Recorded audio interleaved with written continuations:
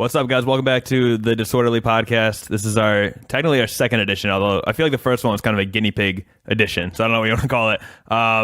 Today, we are joined by David Martin, the founder of thedisorderly.com, as well as Damon Martin, and I guess we're just going to get into a bunch of stuff. Actually, do you know what we're going to get into? You can just jump right into it now if you want.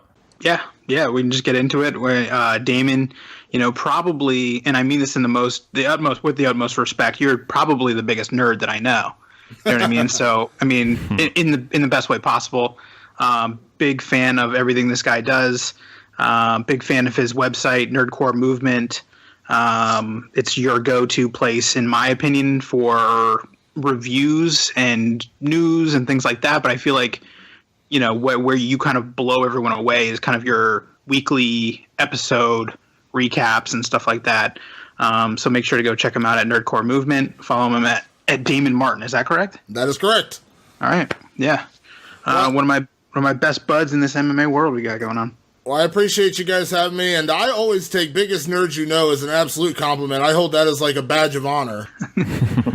As well you should, my sir, my good friend. So, I mean, because Nick and I were kind of talking about, we're kind of like mid-level nerds, you know what I mean? Like we're into all these things, but we don't have either the fortitude or the time to kind of follow them in the correct manner. You know what I mean? So, this is, you go to Comic-Con, you go to San Diego Comic-Con every year, right? You go to the panels, you're the guy, sleeping out, waiting for panels and things like that. I'm sure you've got horror stories and all that good stuff. You know what I mean? We're level 3s. You know what I mean? You're a grand, the 10 out of 10 nerd. So, well, let's put it this way. I went to Thor like last week and I brought a notebook because I was like, I need to write this stuff because I didn't watch the first 2 movies. I already felt like I was behind the curve. Like this is the kind of qualifications I have. I needed a notebook in the back of the theater. So that's the way you actually know you're paying attention. That's when you know you're reaching super nerd status, when you're taking notes during the movie. Absolutely. Yeah. So we've got kind of the big story. Obviously, everyone else is kind of cleared out. Not a whole lot else coming out this weekend. We bring in our good friend Damon to kind of give us a little bit of a rundown on Justice League. I'm an interesting case, I think, because I enjoyed Batman vs Superman, but I haven't seen it since I was in the theater. So how much can you really love a movie that you never kind of wanted to follow up with again? Super long. I mean, everyone kind of hated it, but I thought it was fine. I'll see every movie, Wonder Woman, I'll, see everything, but, I think both Nick and I are kind of, self-admitted, not super plugged into every single thing going on.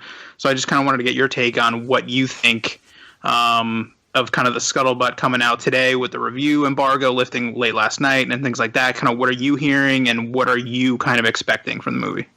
Well, my expectations are kind of mid-level because unlike a lot of Marvel movies, when I go in just expecting it to be good, not that my expectations are so high that I have unrealistic expectations thinking it's going to be amazing. Marvel is so consistent that even a bad Marvel movie is still a good Marvel movie. Like I would say Thor: The Dark World was one of my least favorite Marvel movies, but it was still watchable. It still had some points in it. It still had Loki and a few other things that made me enjoy it. It just wasn't the kind of film that I'm going to go back and rewatch or tell somebody that, man, you got to see this movie the way I would tell them to go see Guardians of the Galaxy or the new Thor movie, Thor Ragnarok.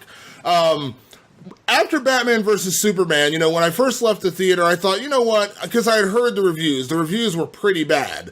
And I'm one of those people, I try not to read too much of the reviews, even though I do my own reviews, so it kind of sounds backwards.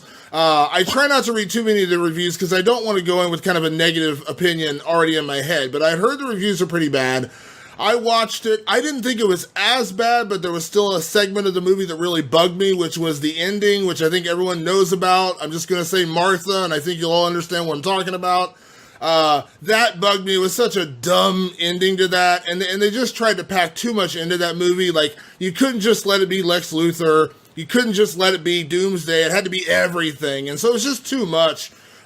So what are my expectations for Justice League? Well, I'm interested because they're bringing all these heroes together in one movie versus the Marvel formula, which is to give everyone their own individual movies and kind of, start picking and choosing how they meet each other and how they kind of come together as a team, which I personally think is the better formula. So I would say I have mid-level expectations for the movie. I will say I've read a couple of reviews so far that have not been all that flattering, but to that point, a couple of the reviews have kind of not really understood the villain in this movie and what his purpose is and who he actually is in the DC Comics universe. So that kind of, I won't say it makes me disregard their reviews, but it kind of makes me a little hesitant to believe exactly what they're saying if they don't really understand the story that's happening. So, as I said, kind of I would say I'm like out of a 1 to 10, I'm excited. I'm about a 6. I'm very excited to see the movie, but my expectations are not all that high. Do you think there's like a value to... Because sometimes I feel like there's a boomerang effect to having...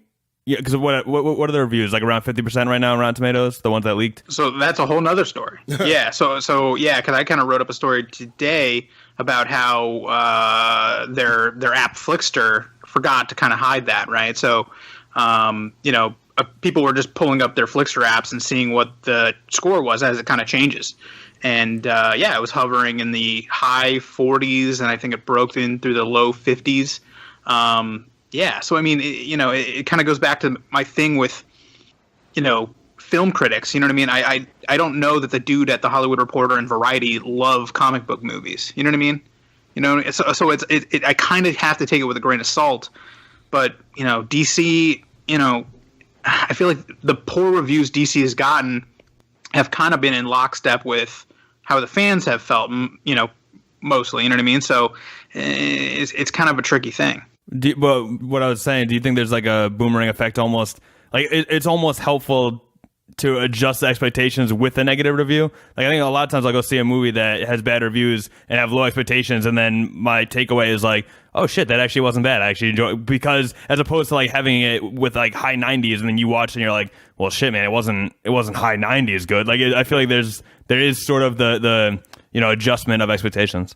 I mean, listen, as I said, I know it sounds weird to say I'm a reviewer, but I don't like reading reviews a lot. I try to stay away from it because the expectations of a movie, I don't know. It's like when I think that with something like this, and this is not me being a DC apologist, because I've definitely dogged their last few movies outside of Wonder Woman, but I feel like everyone kind of had this negative connotation coming out of Batman versus Superman, and so everything is kind of just kind of infected it since then, if that makes sense. Like, Suicide Squad wasn't good. There were elements that were decent, but the movie itself was not very good.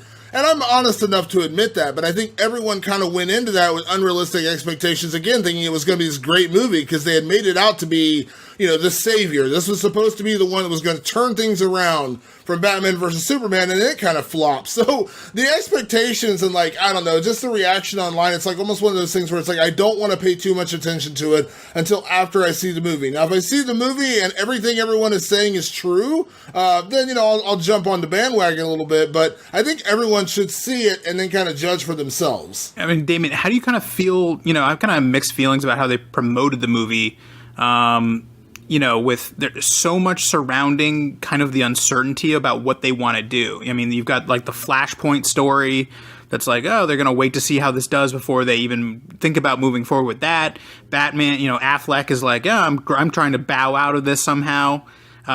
You've got Gal Gadot talking about the Hollywood scandals, saying she's not going to do Wonder Woman 2 if, unless Ratner's not involved. So, I mean, it seems like total chaos to me. You know what I mean? I feel like they've kind of totally botched how they wanted to help promote this movie, and I don't think that's doing them any favors. No, it's not. It's definitely not doing them any favors, and I think, because there was so much negativity surrounding the last movie, it's like they in the trailers for the new Justice League movie, it felt like they were trying to make it not seem nearly as like dour and dark as Man of Steel and as Batman vs. Superman was, which, is kind of Zack Snyder's, forte. That's what he does. That's why I personally think his take on The Watchmen was brilliant. I love The Watchmen. I don't know how other people feel about that movie, but I love The Watchmen, and that's one of the greatest comic books written of all time, and that's Zack Snyder, because that's right in Zack Snyder's wheelhouse. That's kind of what he does. Superman and The Flash and Batman, I mean, I know Batman can be a very dark character, as we've seen, but They kind of went. I think what they did in the trailers and in the build up to this movie, I think they tried too hard to make everyone believe that it was the exact opposite of Batman versus Superman. Like, Batman versus Superman was such a dark movie, and there was no humor. There was really no heart. It was just this really, like, I don't know, it's just like you left the movie, like, pissed off. Not, like, pissed off at the movie, but just, like, everyone's pissed off at each other in that movie. Like, there's no lightheartedness. There's no joy. There's literally no laughs. You know what I mean? So when you leave the theater, you're kind of in a bummer mood. And you know, for me, at least personally, I love superhero movies. And I love comic books, and I want to leave in a good mood. I want to leave, man, that was so awesome. Did you see this? Did you see that? That kind of stuff. And you didn't really have that effect. And so I feel like the build-up for this movie, they tried to do a complete 180. Like, they put all the jokes in there. Like, what's your superpower again? Oh, I'm rich. Like, oh, it's funny. Oh, look, Batman can be funny. He's not such a a-hole. Oh, my God. You know what I mean? I think they tried too hard to make it seem like this is going to be a fun movie versus the dark movie that it was. And it's just, I don't know, it's been a mess. And also because they're so little known. Like, I think they made I think the two biggest mistakes they made with this movie was, one, they're bringing it together too quickly. I think the Marvel formula works, and I think they should have stuck by that. They should have put out a Flash movie, they should have put out an Aquaman movie, and they should have done, one other movie, whatever, and then come back to do Justice League. And two, they had the chance to do the great villain. I know they're going to do a second Justice League movie with Darkseid. I think we all know that. But Steppenwolf is such an unknown character to the casual audience. And I'm not saying that everyone in the world, knew, some of the characters that are in some of the Marvel movies, but, because Marvel has had a real villain problem in their movies. A lot of their movies have not had great villains.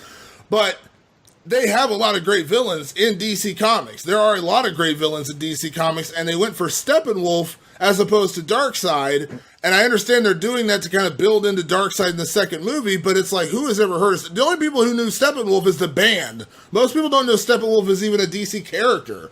So I think they made a lot of missteps with this movie, and the promotion of it is just one angle of it. Right.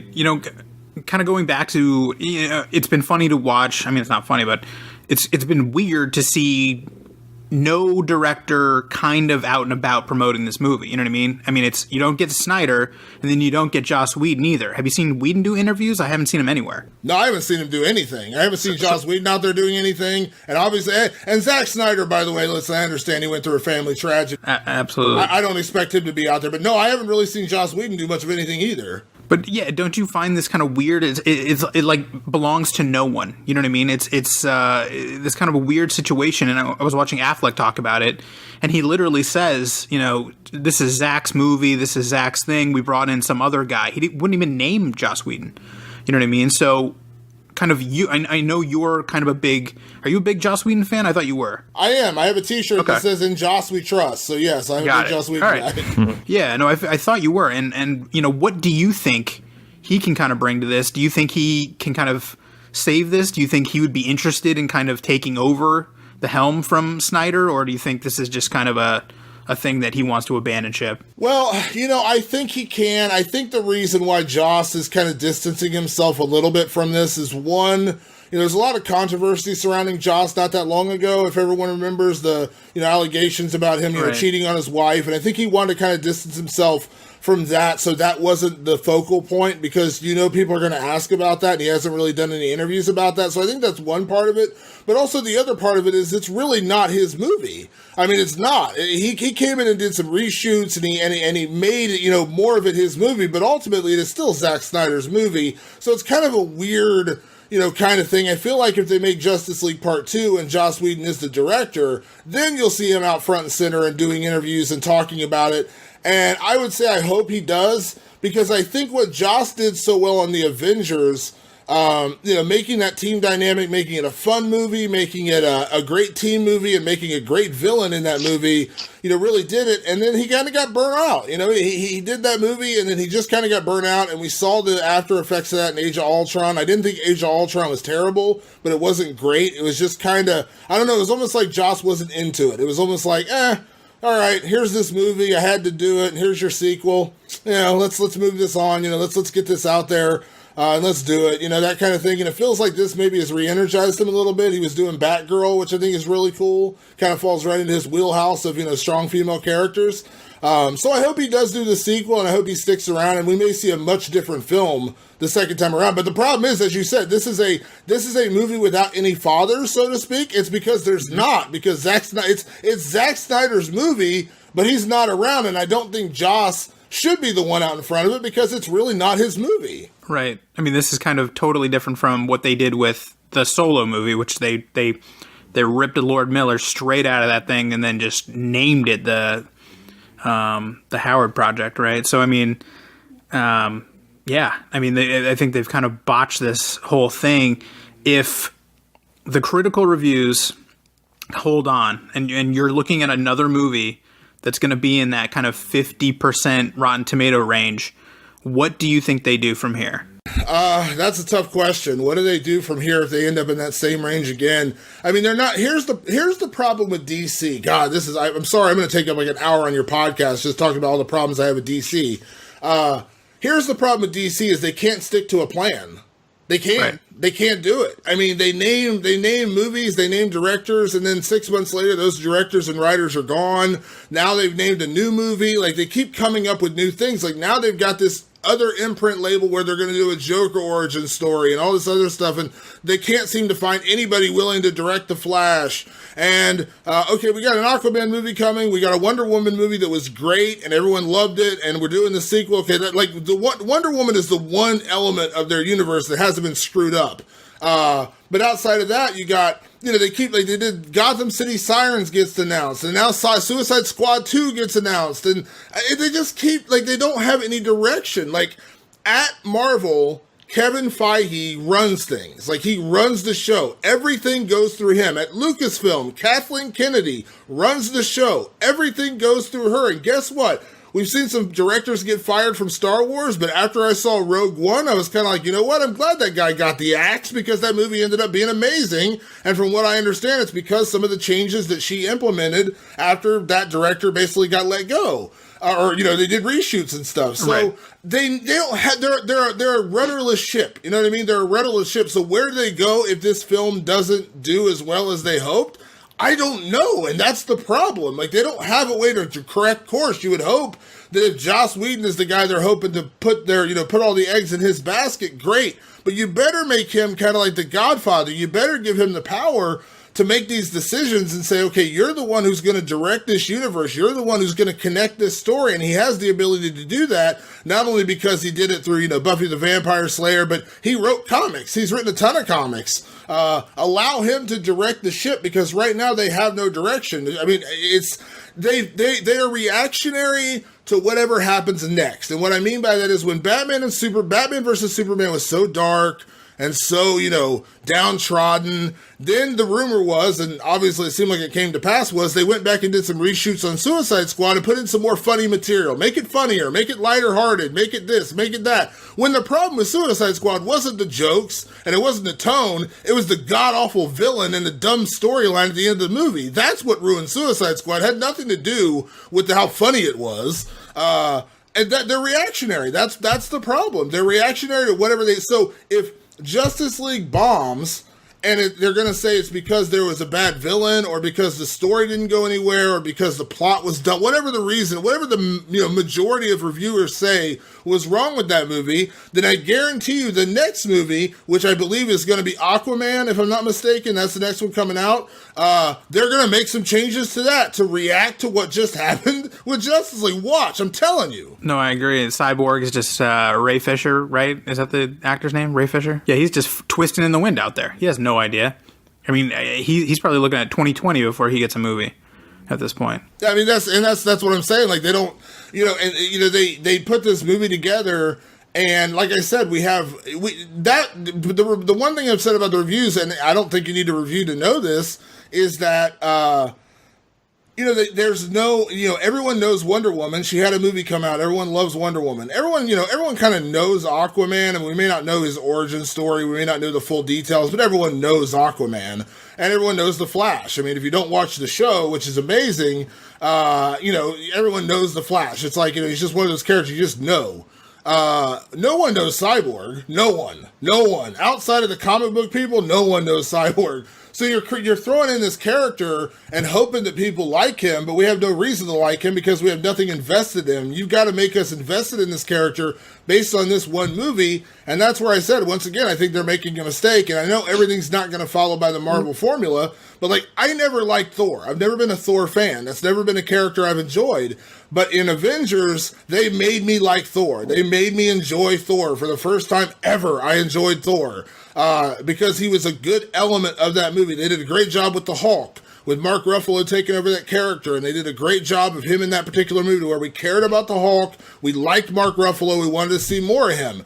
I guarantee you Ray Fisher and Cyborg are going to get drowned out in this movie because we also have to be introduced to Aquaman. We have to be introduced to, we have to be introduced to Steppenwolf. We have to be introduced to the team even coming together in the first place. We have to be introduced to the Flash. Cyborg is going to end up being like the side character that no one even knows when they're trying to build him as like another major part of the Justice League universe. So again, this just goes back to the heart of the problems they keep having. Do you feel like, because I feel like we talked about this a little bit in the last episode, the sort of cost of admission or the price of entry or whatever with all of this back knowledge. So I feel like, this new DC expanded universe, there haven't been that many movies. There's been like 4. But when you go to, the Marvel universe, there's so many where I feel like are they even trying to cater to people who are like maybe haven't seen the previous ones? Should it be a standalone film and be able to sort of stand on its own merit? Or do you think basically are directors almost asking too much of an audience member to understand the full backstory of all this stuff, or is it okay to introduce new characters without any sort of preceding movies? It's okay to introduce new characters, but you got to do it in a way to where you get invested in them. You know what I mean? Like with Batman versus Superman, part of the problem with the movie wasn't that Batman wanted to go after Superman because of what happened, spoilers, in Man of Steel when he fought Zod and all the buildings got destroyed and people died, and I understood all that. But this goes back to the heart of what I just said. Remember at the end of Man of Steel when Zod and Superman were fighting and they went through and destroyed all the buildings? And do you remember the reaction online? How could they do that? They probably just killed 100,000 people and no one even bothered to mention that. What did they do in Batman vs. Superman? It became a plot in the freaking movie. That's the reaction I'm talking about. So can they build a character and can they do it the right way? I hope so, but there's no evidence to prove that they have. They've not introduced a single new character or somebody that we didn't already know about without kind of messing it up a little bit. Like, they made Superman such a downer in that last movie. Like, you're literally, by the end of the movie, I'm like, Jesus Christ, man, Superman's supposed to be like a ray of hope. He's supposed to be like the man of tomorrow. He's supposed to be like the symbol of hope to this country. And the only way they could actually make him that in the movie is to kill the guy. Spoilers. So it's like, that's how far they have to go for this. And that's why they keep getting it wrong. I agree. I've got a question for you guys, because basically all I do all day is troll the internet and look for crazy stuff. So I don't know how else you do this without kind of making it all about Gal Gadot right now. I don't know. I mean, she is everywhere, and she seems almost bulletproof. And I got a question for you guys. Did you guys hear about a story that came out last night about her? I don't think I did, but do tell. Okay. So, Nick, did you see any bad headlines about Gal Gadot last night? Nope. Okay. And if, Damon, if you did not see the story, then it kind of goes to what I'm talking about. If you guys go on medium.com, a absolutely scathing story came out about Gal Gadot from one of her former kind of roommate model friends from, about 10, 15 years ago, and about coming up in the modeling scene in Milan with her and how, just an absolutely kind of cruel and ruthless person she was and unfeeling. And I mean, I was like, oh, here we go, man. Someone waited for the Justice League, the day before to drop this bombshell, and it did nothing. Nothing. No one picked it up. Reddit didn't care. It was on Reddit. 10 upvotes. People just totally ignored this entire story. So I was kind of fascinated to see that. And that kind of only proves my thinking is that if you lose Affleck, you've got Jason Momoa, who's kind of a marginal, I recognize that guy. No one knows how to spell his name. You know what I mean? So like, I think you kind of have to move forward with a Gal Gadot machine. You know what I mean? Because she's on Good Morning America. She's on Ryan and Kelly. She's on, Today on it. You know what I mean? So she's kind of this unshatterable blah blah. I don't know. I think she's just totally bulletproof at this point. I mean, I don't know how you guys feel. Well, speaking of the whole reactionary nature of DC, I feel like as far as making her the sort of focal point of the Justice League movies and doing a whole Wonder Woman machine moving forward, I feel like that's probably what they're gonna do. Just because, I mean, if you look back at the past like whatever movies, and even not to keep going into this, but even like the Rotten Tomatoes score is the only one that is even performing well with critics or honestly fans in general, I feel like, is Wonder Woman. So I feel like that is what they're going to do moving forward. And I almost wonder if, with her, I almost wonder if she's almost, I don't mean to word it this way, but benefiting from the whole Hollywood scandal type thing. So I feel like it doesn't really fit the storyline right now to attack a female, because there's so much stuff going on with all the all this stuff going on with men who are abusing their power and all this stuff, and if there's a negative story about her, I feel like that wouldn't get picked up by stuff, especially considering what the landscape of Hollywood right now. I feel like she is bulletproof, at least in this current setting. Yeah, I mean, it's hard to say. I mean, everyone loves Gal Gadot, you know what I mean? But that doesn't necessarily, I mean, no one is scandal proof, you know what I mean? People love a good scandal, people love a good conspiracy theory, people love to, kind of tear down a celebrity. So, it's just like anything else. When you hear about a story and you're kind of like, no, not this guy too. Like, come on. Like, when the whole Harvey Weinstein thing was unfolding, and I'll say this, like, my favorite director, my favorite filmmaker in the world, in history, is Quentin Tarantino. I love Quentin Tarantino. I love everything he does. I think the guy, he's like, I worship the ground the guy walks on. When this Harvey Weinstein thing happened, and he fully admitted that, like, he knew more what was going on, he felt bad he didn't stop it. Like, I'm not going to throw away my Pulp Fiction posters and chuck my Nice Guy Eddie doll that I have in my other room in the trash. But it does make you like, man, God, him too. Like, come on. Like, you're supposed to be better than that. Like, Quentin Tarantino is kind of in a weird way. I know in a weird way, he's a champion of women. When you think about some of the movies he's made and how women have kind of come out on top in a lot of his movies, he's had those kind of roles for women. And he's talked numerous times about Uma Thurman as kind of like his muse and blah, blah, blah. And then to hear that, like, he heard about this stuff and he knew things were happening and he just kind of ignored it. It's just disheartening. So she's America's sweetheart right now. She's everyone's sweetheart right now. But that doesn't mean, if there's a story out there and it's true and there's evidence of it, that it doesn't mean somebody wouldn't go, really far to tear it down. So I'm not saying I don't believe it necessarily. I'm just saying that no one's above it.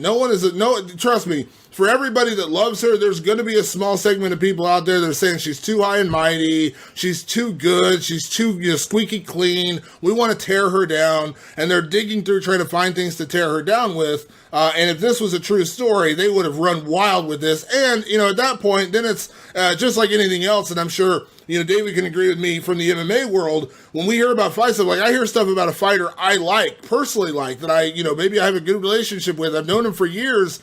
But as a reporter, my due diligence is to dig into this and find out what happened. And, I think that's kind of what probably is here, is if it's something true and it's something real, whether you like her or not, you're going to have to dig in to find if it actually happened. I'm not saying it didn't happen. I'm just saying, like, that may be one of the reasons why we're not hearing more about it, because maybe it has been debunked. Well, I will say, just having heard about it just now, and maybe you can elaborate, what sort of, is this like basically an old roommate that it was a lot of hearsay stuff, or is it stuff that seems like it has traction? I didn't read the article. Well, so her old roommate kind of alleges that it's a, I don't know, at the top of it says it's about a 10-minute read. Okay. So, I mean, it's not a short little story. This woman paints a pretty vivid picture, and at multiple times kind of talks about her, as an Israeli, she's kind of, a hate, I don't know, there's a line that was like, whenever she mentioned Palestinians, you could see the hate in her eyes and stuff like that, and often talked badly about them. And I'm like, okay, yeah, that sounds kind of, normal or whatever. I don't know. And, so basically the gist of the story is, though, that this roommate, this woman, was basically goes out on a date with a friend while Gal was out of town doing a photo shoot, I think in Ireland, something like that. This guy drugs her and basically rapes her, and Gal Gadot comes back and kind of asks, what's your problem? What are you moping around for, kind of a thing. And she kind of explains what happened, and, kind of Gal Gadot is less than sympathetic. She kind of starts blaming her. You should have never done that, and who knows? I mean, the woman is presenting herself, the victim, as very kind of naive, and, I'd never really had much alcohol. I'd never had sex. I'd never had any of these things. So beyond kind of victim blaming, you know what I mean? Sort of a super aggressive reaction to the news. And I think, if memory serves, I could be totally wrong, but I mean, I think she does mention that, Gal Gadot, basically shoved her shoulders down or something and wanted her to write some sort of written apology to the man who raped her or something, something along those lines. I'm trying to remember exactly, but it was a pretty brutal story, and and Medium is a fairly decent sized outlet. I was just overwhelmingly kind of shocked today that I didn't see it anywhere. Yeah, I don't know. I wish I had read the article so I could weigh in on it more, but that's also out of curiosity, is this other model, is she an English speaker? Is there any chance there's a translation barrier, or no? No. Okay. Nope. Wow. Nope. Crazy. Nope. Yeah, Google it. See what you guys think. Will. But my goodness, I was like, wow, this has no traction. You know what I mean? So I kind of couldn't believe it. Yeah, and not to get away from Justice League and DC and all that, but just curious because I'm preparing myself for another weekend of Netflix binging. Where do you guys stand on the Punisher? Are you excited for it? What's the general outlook or preview of Punisher? I'm pretty excited. I think John Bernthal was excellent in Daredevil Season 2. I loved him in Daredevil Season 2. I think he's a great addition. I think this is kind of the right format for a Punisher story. I'm not saying that you can't tell the Punisher story in a movie. I actually, maybe I'll get blasted for this, but I actually enjoyed the Thomas Jane Punisher movie. I didn't think it was nearly as bad as some people made it out to be. It wasn't great, but I thought it was pretty good. It's one of my guilty pleasures. Yeah. I watch it whenever it's on TV. Yeah. I totally agree with you. Yeah, it's not a bad movie. So you can do it in a movie, but I think when you get a little bit more in depth, you can do more with it in a TV show format like this. And I'm looking forward to it. I think John Bernthal plays the character great. I think they've added some really interesting, people around him. I mean, Ben Barnes, who was great in Westworld, is in the show. Obviously, you got the one woman from Daredevil crossing over, who's going to play, who's going to be in Punisher Season 1. So I'm looking forward to it. I will say the last couple of Netflix Marvel series haven't been great. I didn't like The Defenders nearly as much as I thought I would, and Iron Fist was tolerable at best. But, I think when they get back to the street level heroes, the quote unquote street level heroes, which I think are kind of Daredevil and Jessica Jones and the Punisher, that's when I think they're going to get better again. Because Luke Cage was solid. Luke Cage just kind of ended on a thud. The last 3 episodes were rather dumb. But the first half of that season was awesome. And then, they kind of fell off the rails a little bit. But yeah, I have pretty high expectations. I think it'll be good. Well, I was going to ask, and I don't know if this is known information even, but you see in the trailer the lawyer's assistant, that blonde hair woman from Daredevil. Do you know if there's other crossovers? Are there going to be cameos by the other people in this world? Jessica Jones or Daredevil or whoever. As far as I know, she's the only one. When she's literally the only person who's supposed to cross over from that world into this world. As far as I know, now that doesn't mean at the end of the last episode maybe someone doesn't pop over, because that's happened before where they've kind of had that hint. But no, as far as I know, she's the only one. That sounds good. I mean, I'm excited for it. I like the Punisher. I dig the kind of the Max series that Garth Ennis did for the character. So I'm excited. I haven't. I mean, Daredevil Season 2 was kind of a process for me to work through, honestly. I honestly just finished it, I think, the other day. Because I was doing, I'd watch an episode here, take months off, watch another episode here or there. I haven't finished Luke Cage. I finished Jessica Jones. Finished Iron Fist. I haven't seen any of the Defenders.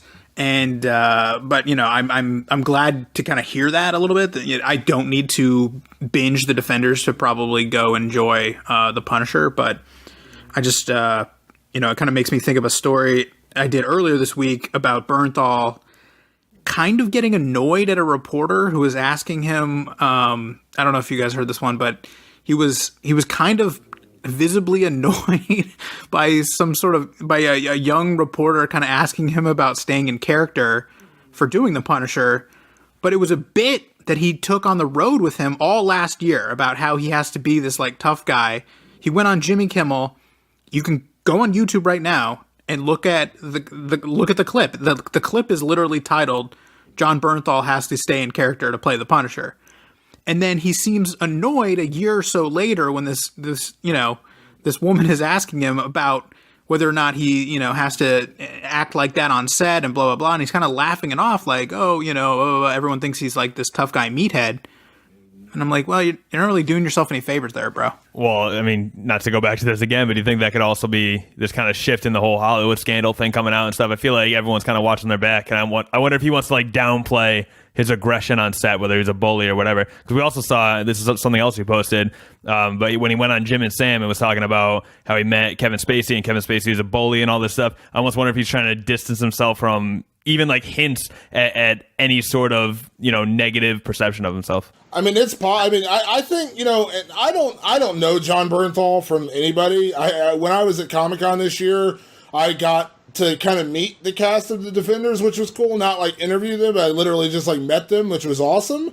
But I didn't get to meet him, but I know he was there and on stage. And I've heard from some people I know in LA have met him and hung out with him, and they say he's kind of a strange, kind of like standoffish guy. It's just his personality. So, yeah, that could be it. I mean, and the other thing is, and I know how character actors work, at least a little bit from interviewing them and talking to them, is when you get really deep into a character and you kind of draw yourself out of that character after it's over, it's kind of tough to let that go, and it kind of haunts you a little bit. I mean, you hear some people talk about like really emotionally charged movies and stuff, and it takes them a little while to kind of get past that character, almost like they lived in it. So I'm not saying like justifying what he said, but when you kind of take yourself to a pretty dark place, and where you have to take yourself to play the Punisher, I would imagine, is a pretty dark place. I mean, if you can get through that Daredevil episode where he does the, 1 penny, 2 penny, whatever it is, that story about his daughter, if you can get through all that and not shed a tear, then you're not human, man, because that was some pretty heartfelt stuff. And so if you have to take yourself into a pretty dark place like that,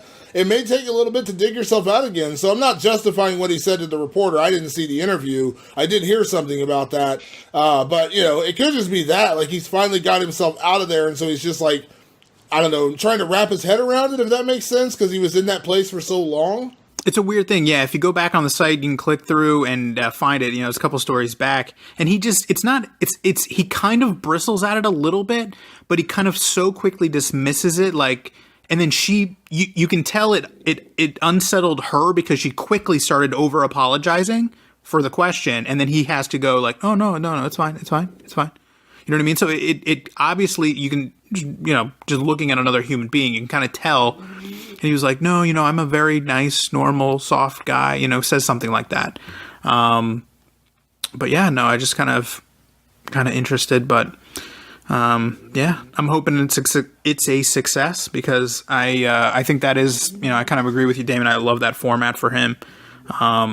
Probably not a big enough character. I mean, there's so many crappy movies that come out, but I am kind of glad it's getting a Netflix experience. Yeah, I mean, I like what they're doing. I think they've picked good characters to do on Netflix that not only they're more realistic, so obviously you don't need as much in like the effects budget to do, a Daredevil show, or, Daredevil's kind of like Marvel's Batman in a way. You don't really need a lot of effects and things like that, but also there's a lot of character history. I mean, Punisher has a lot of character history. A lot of great comic book stories have been told about the Punisher, same way they've been done about Daredevil, to where you just have more room to develop and kind of build these characters. Because like I said, I think the best job they've done on those series is season 1 of Jessica Jones and then the first 2 seasons of Daredevil. They really did a good job telling those stories and kind of developing the villains and, you know, everything they've done. I think the Punisher is a good case of somebody who can do that, because like his story sounds so basic.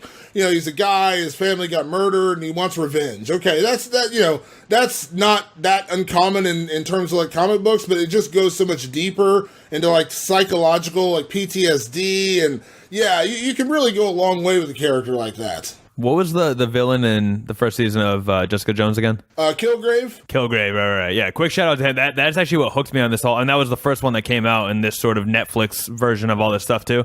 And I remember watching that. Like, Kilgrave was such a compelling villain. That's what hooked me on basically this entire, you know, universe of Netflix Marvel characters. Yeah, I agree. He was great. He was. I mean, that David Tennant was awesome in that show. He was so good in that season. All right, Damon, what else is coming out? Anything crazy? Excited about anything? How big is your pop collection right now? It's insane, actually. I just I've been collecting. I'll have to post a picture on Instagram or on Twitter this week. I just built a bunch of new bookcases from IKEA to kind of house my comic books because I was running out of room. And I ended up getting my new bookcases for my pop figures and like my collectibles. And yeah, I'm already running out of room for that. But I just recently filled up an entire bookcase of Stranger Things pop figures. So that's my newest collection that I've gone a little bit nuts on. Jeez. Yeah, no, I know you go pretty hard and you go pretty extensive. Well, thank you so much kind of for coming on and elaborating and educating us. We're wannabe poser nerds.